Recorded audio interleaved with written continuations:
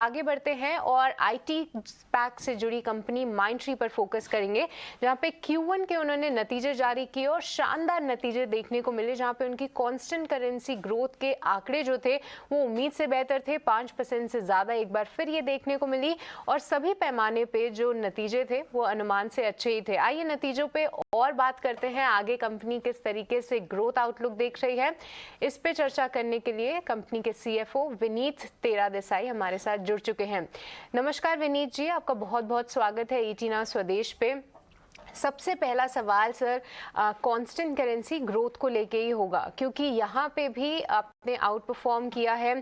आपकी पहली की कमेंट्री में ये था कि फर्स्ट हाफ अच्छा रहेगा, सेकेंड हाफ में इतनी क्लैरिटी नहीं है, बट क्या अब जब हमने फर्स्ट हाफ में अच्छा प्रदर्शन देख लिया है, आने वाले समय में क्या अभी भी हम 5% से ऊपर की ग्रोथ की उम्मीद करें?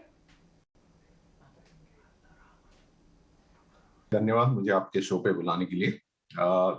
देखिए, डील मोमेंटम और जब हम हमारे कस्टमर्स के साथ बात कर रहे हैं, अभी ऐसे कोई ट्रेंड्स नहीं आ रहे कि जो बता रहे हैं कि कस्टमर्स अपने स्पेंडिंग पैटर्न्स में कुछ चेंज कर रहे हैं।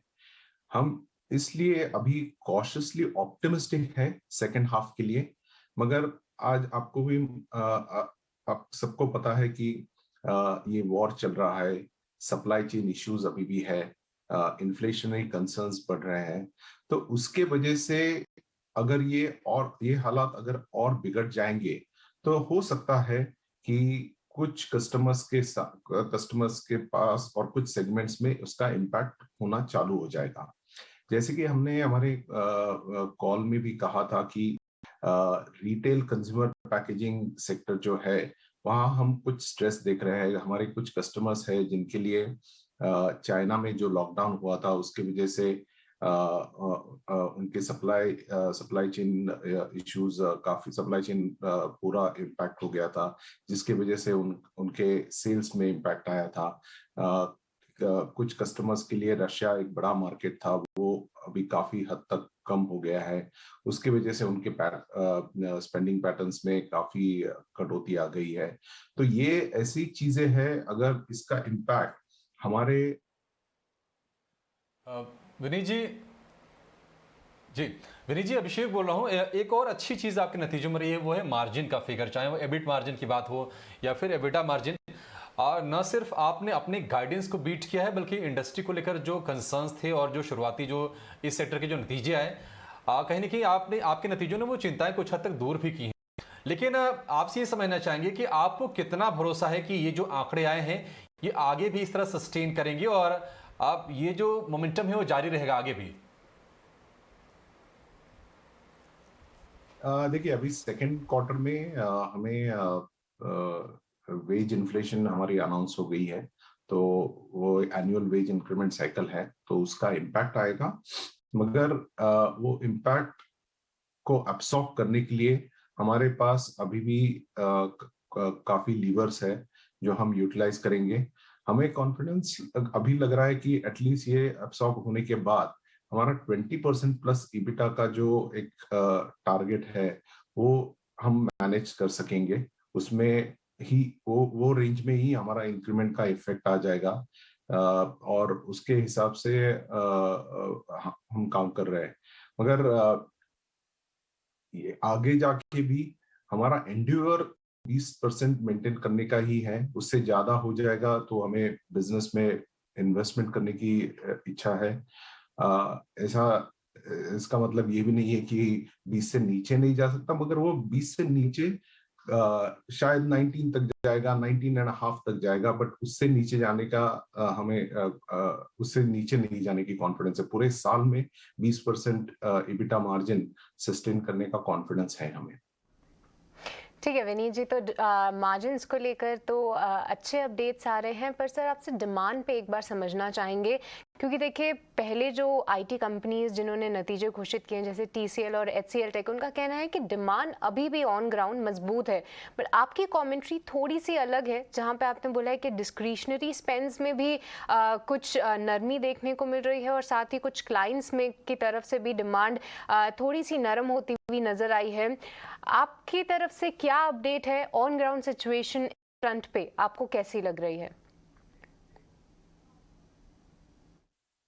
अभी भी स्ट्रांग है। हम मैं इतना ही कह रहा हूं कि हम थोड़े से कॉशियसली ऑप्टिमिस्टिक है। जिस तरह के जियोपॉलिटिकल और मैक्रो इकोनॉमिक आसार है, वो हम क्लोजली वॉच कर रहे हैं। हमें अभी सिर्फ रिटेल कंज्यूमर पैकेजिंग कुछ कस्टमर्स में हमें थोड़ा सा स्ट्रेस दिखाई दे रहा है, मगर उसके अगेंस्ट ऑयल प्राइसेस, इन्फ्लेशन ज्यादा होने के बावजूद भी हमारा ट्रैवल सेक्टर बहुत बढ़िया काम कर रहा है। बैंकिंग फाइनेंशियल सर्विसेज वर्टिकल में हमने अच्छी ग्रोथ दिखाई है। हमारा टॉप क्लाइंट की अच्छी ग्रोथ हो रही है। तो ये सब देख के डिमांड में कुछ कमी नहीं है। अगर हालात बिगड़ जाएंगे तो ही शायद थोड़ी बहुत डिले हो सकता है। ये इतना ही कहना है। तो हमारी कमेंट जो है वो बाकी के कंपटीशन जो है कुछ अलग नहीं है।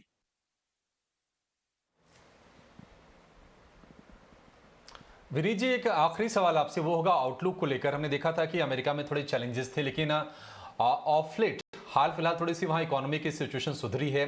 महंगाई को लेकर कंसर्न्स थे, वो भी अब थोड़े से आसान होने के आसार बढ़ गए हैं। हालांकि रशिया यूक्रेन युद्ध को लेकर यूरोप में टेंशन थी। आप ये बताइए कि अभी आपकी जो ग्रोथ आगे आएगी वो कौन से ज्योग्राफी से ज़्यादा बेहतर आएगी, और कहाँ पर आपको लगता है कि अभी प्रेशर जो है थोड़ा जारी रहेगा कुछ समय तक?